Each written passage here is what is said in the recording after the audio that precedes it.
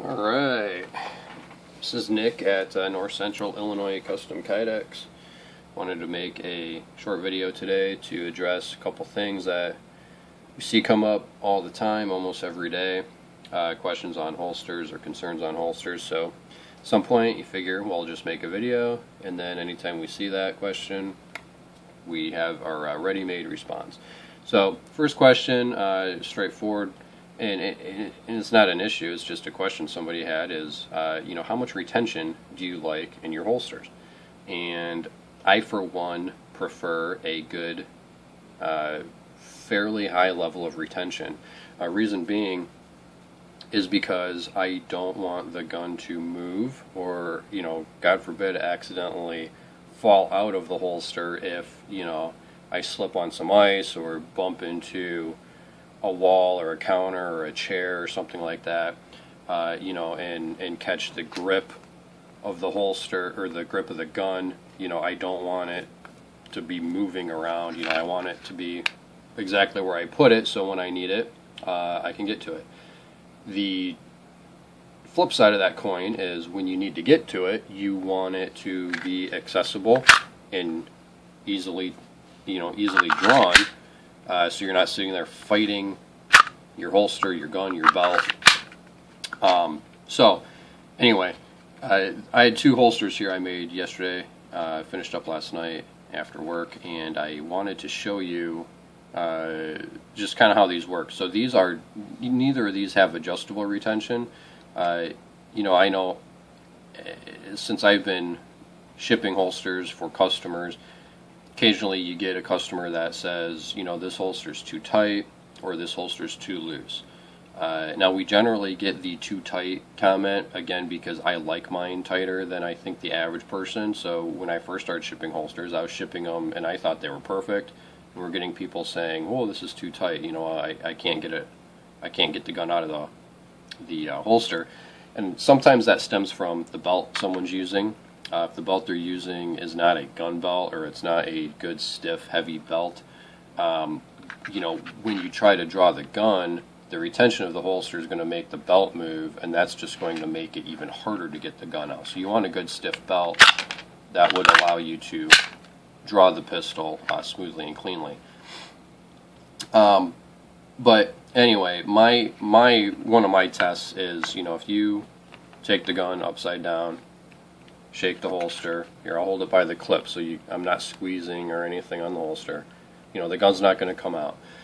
Now, if you violently shake this, you get enough inertia in the gun and stop it, it will come out. But you can't make it not come out unless you put some type of active retention. If you made it tight enough that you couldn't shake the gun out, you would not be able to get it out when you needed to. So that's the balance. I'm not going to say I've perfected this, but I think I've got it down pretty good now. And a lot of other holster manufacturers, they basically offer adjustable retention on everything, and I don't know if that's because they can't figure out how to make them tight enough and smooth enough at the same time, or they just had too many customers that wanted them looser or tighter, so they just said, forget it, we're going to make everything adjustable. Anyway, I think the adjustability is nice, but it adds another point where something can fail, change, fall out of the holster. And if you can get it right without making it adjustable, I think you're better off.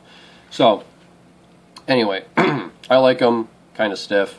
If you get a holster from me or another manufacturer, holster maker, or you make one yourself, a lot of people are doing that now, which is cool, I think. That's how I got into it. I had some oddball firearms that I needed holsters for, so we figured out how to make them. And the Kydex community generally is pretty helpful when it comes to new people and giving them hints and tips and feedback on what they're doing. Anyway, that's off track. If you get a holster and it's too stiff, number one thing that I recommend people do, and we do this on all of our holsters when we ship them out, is we make sure the inside is clean. Okay, you don't want any dirt or grit or dust or anything like that in there, because that's going to cause additional friction, which will make it harder to draw. So So what we do to combat that when we ship a holster is, you rinse the inside out with warm water. Now, I've got extremely hot water coming on my water heater, and I've never deformed a holster yet. I know people think that hot water is going to ruin them or something like that. I guess it could, but it'd almost have to be like boiling water. So don't put it in boiling water, but just turn the water on your sink on warm or whatever and rinse it out. Then the next thing that I do, you dry it out with a rag or towel or something like that. Then we use Armor All wipes, the what you buy at your auto parts store to clean your car. I like the wipes; they're just convenient, instead of having the spray and all that. But you just take a wipe, you basically run it all on the inside, make sure you get all the dust out, all the dirt out. It's good for that, but also, if you're familiar with Armor All, it does make the inside of the holster a little bit slick, which allows you then to have a nice smooth draw while still having the amount of retention that you want or that you need. If that isn't enough to get your holster working properly for you, the next thing that you could do if it's too stiff is to reform the Kydex at home. Now this, I'll tell you how to do this, and then if you do this, you're on your own, or it's at your own risk. If it's a holster I made for you, I'll help you out, but I can't be fixing everybody's holsters out there. Number one thing, don't use a heat gun. Unless you know what you're doing with a heat gun, don't use a heat gun. Use a hairdryer. The neighbor's hairdryer, your wife's hairdryer, girlfriend, daughter, whoever. You have one yourself, whatever, that's fine. A heat gun can make a decent holster or a good holster into a pile of garbage in just seconds. So unless you really know what you're doing, don't use a heat gun.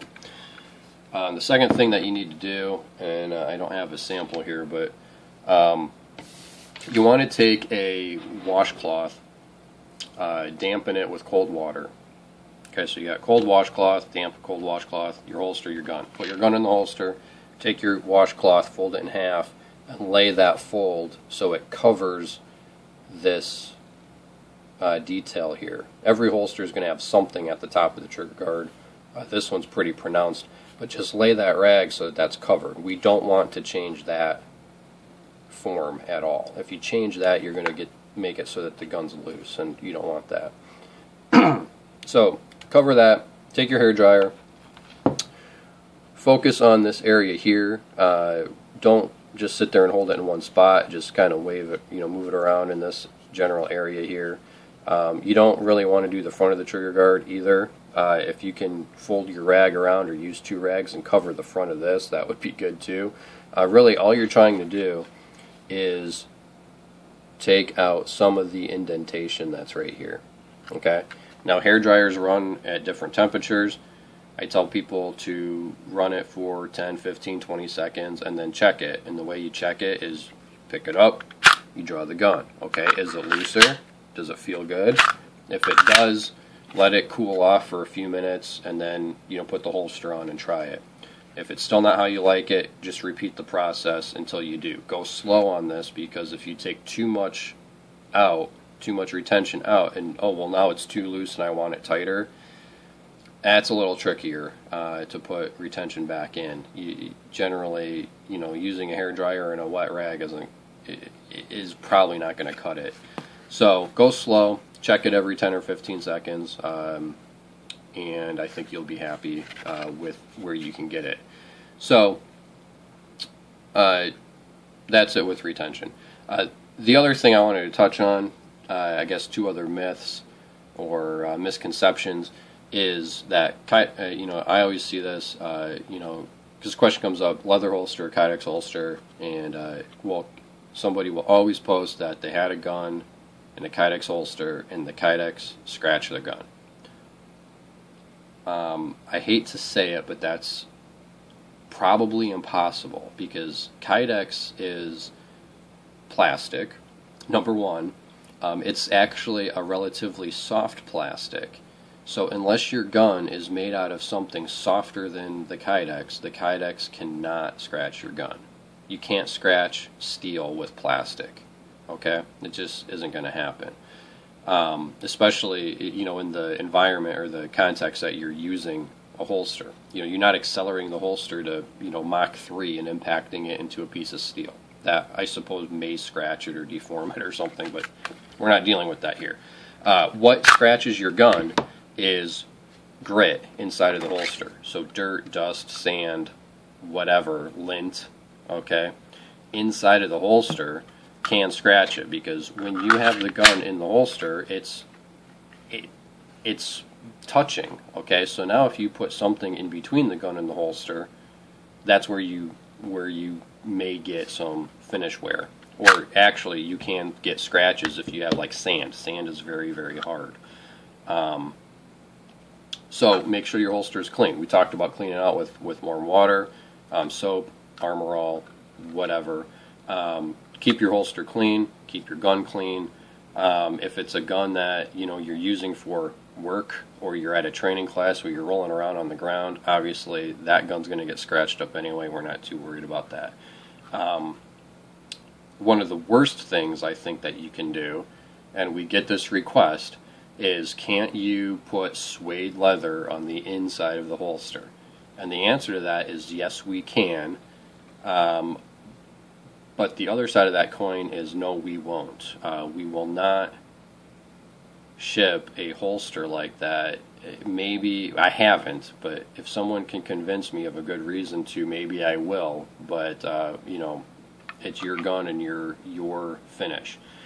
I know people will bring up, well, Safariland does it. Well, yeah, Safariland does it. Safariland does it because they form the holster too big for the gun, so they're basically leaving room for that suede, and then they're relying on buttons, switches, levers, other types of features to keep the gun in the holster. The issue with suede, and here's a suede lined holster where we line the outside, okay?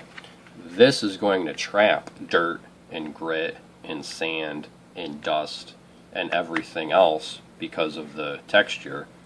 And if that's on the inside of your holster, then the Kydex is going to hold that tight against the side of the gun, and that's going to basically be like sandpaper that you're going to be running your gun in and out of. So that's a great way to get accelerated holster wear.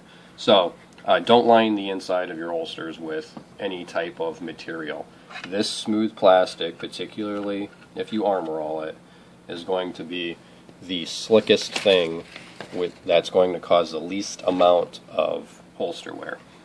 Even then, a straight leather holster. Anyway, we're not going to scratch your gun with Kydex. So then the last thing that I saw yesterday in the whole leather versus Kydex discussion was, well, Kydex is too loud. And you know, the whole time we've been here doing this video, you know, we're showing you how this gun draws. And when you put the gun in, it's got this click. We know that. We like that because that's how we know that the gun is in and it's not going to come out. Now, when the gun comes out, you know, that's the noise you get. And this is on camera right here, like a foot away from the microphone. So, yeah, there's some noise when you draw the gun. Is it louder than leather? Yeah, probably. Is that going to matter? Probably not, unless you were like an assassin and you're sneaking up on somebody. Oop, if I punch the wall, it makes more noise. If that noise is what's going to, you know, get you shot or killed or something, I don't think that the leather holster is going to really save your life either. The one thing, I guess, two things it boils down to for me is, number one, if you're in a scenario where you know, you're sneaking up on somebody and you're going to draw your gun and eliminate the threat, you're probably, you know, 90% or more of the time, what you should be doing is evading or escaping and not, you know, trying to ambush. You know, unless you're a police officer and that's what you're doing, that's fine. But if you're like me and, you know, you're a civilian with a concealed carry license, that concealed carry license doesn't mean that I need to go out there hunting bad guys. That means if my life is in danger, or, you know, a loved one, or, you know, somebody's life is in danger, then, you know, I have the ability to defend myself. Anyway, that's a whole nother philosophical debate. I wanted to show you real quick, I guess, the actual noise, because what you see here, it's somewhat unrealistic because there's nothing surrounding this holster. If you actually have the holster on, so let me put this on my belt here. Okay, and I'll be off camera here, but I'm still within a foot of the microphone. If you draw the gun here, here's the noise. I don't know if you heard that. I hope you did. I'll do it again. Here's the noise. I'm drawing the gun. Okay, if that gets somebody's attention and they turn around and shoot and, you know, kill you or hurt you, I think that the leather holster was not going to save your life. This is not loud at all. Okay?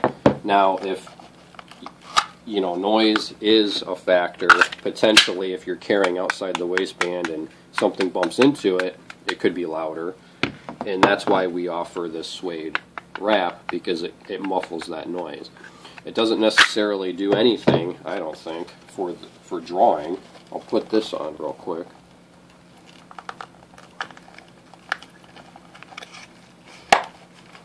Okay, so that's clipped on my belt. Here's the gun going into the holster. Little click. Here it is coming out. Going in. Coming out. Okay, so again, I don't see this. Well, Kydex holsters are too loud. I mean, I don't know what kind of James Bond, Jack Bauer super spy you are, but if that's too loud, I think you need to find a different line of work. Anyway, guys, that video is too long, but I wanted to touch on the retention, possible ways to adjust your retention. I always have to mention how Kydex can't scratch steel, and a little bit on that noise factor there. So if you have any questions on this, I'll put my contact information in the description, you know, and I'll see you guys around. Have a Merry Christmas.